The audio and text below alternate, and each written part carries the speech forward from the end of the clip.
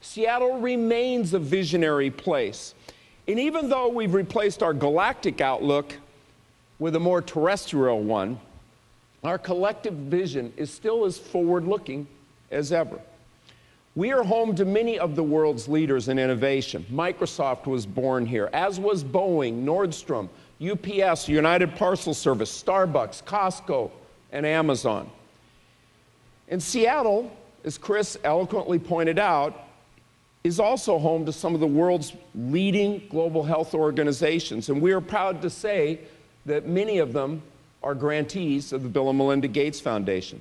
But as a Seattleite, I am most proud of the fact that hundreds of organizations in Seattle, places like Seattle Biomed, the University of Washington, and PATH, are fast turning our city into a world leader in health R&D. A world leader that is pioneering low-cost, effective technologies for emerging markets, and one that is delivering huge impact through the saving of millions of lives.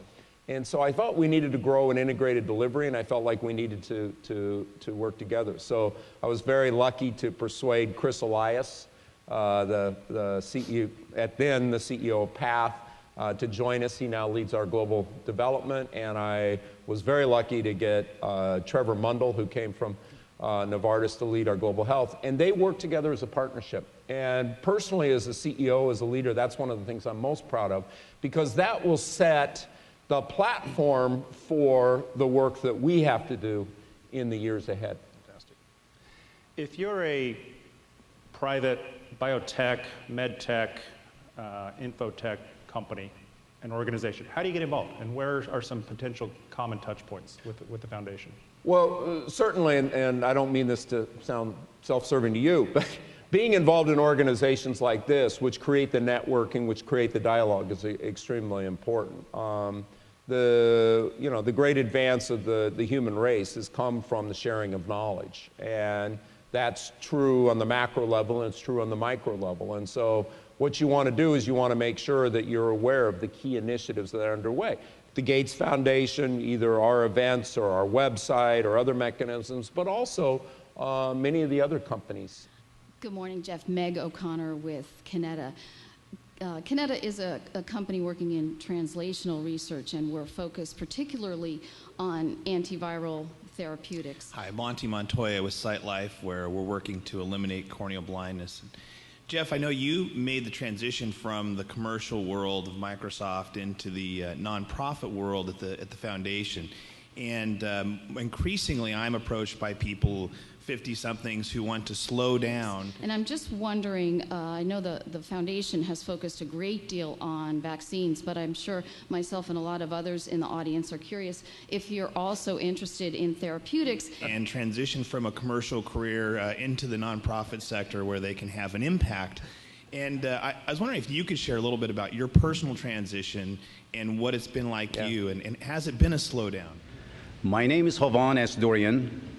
I am with the Washington Department of Commerce, and our mission at the department is to support you, life science companies, and global health organizations by creating business networking opportunities to expand your international operations and export activities, which in turn will accelerate our economic growth in Washington State. Well, at the basic level, people have been figuring out international trade for thousands of years, right? Any port city or major city was founded on a trade route. So in one sense, it's not any more complicated than doing business in the United States. You find someone who wants your product, and between the two of you, you figure out there's a chance to make money, so you make it work. But at the other hand, there's a lot of complications that come in, especially in the medical device and life science sector, where any foreign government wants to know what products are coming in, how it's going to affect their people, and if there is some sort of an adverse reaction, who they can blame for that.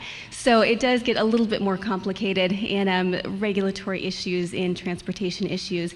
And fortunately, in this area, we have a plethora of resources available.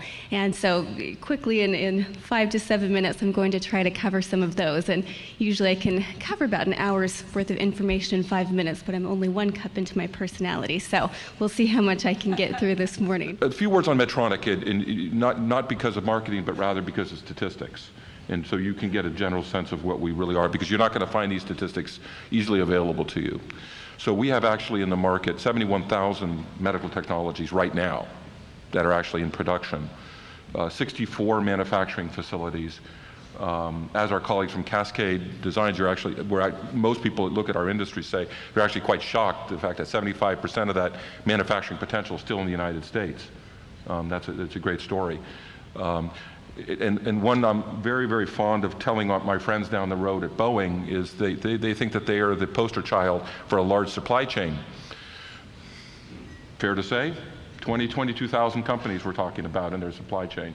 Medtronic is 72,000, 3.8 times as many as Boeing or Airbus does. We may be making small devices, but supply chain issues, I'm sure our colleague from UPS will address those, absolutely critically important. And small, medium-sized business, the fact that we're a $17 billion revenue company, that's really the key of what we do. And so whether you're a small company saying how Medtronic's can be relevant to me, I hope I'm trying to make the case to you that small, medium-sized companies, at least in the biomedical, and that is the device space, are absolutely at the cornerstone of the industry, and we're key to see success with small and medium-sized companies and to be a partner in that success.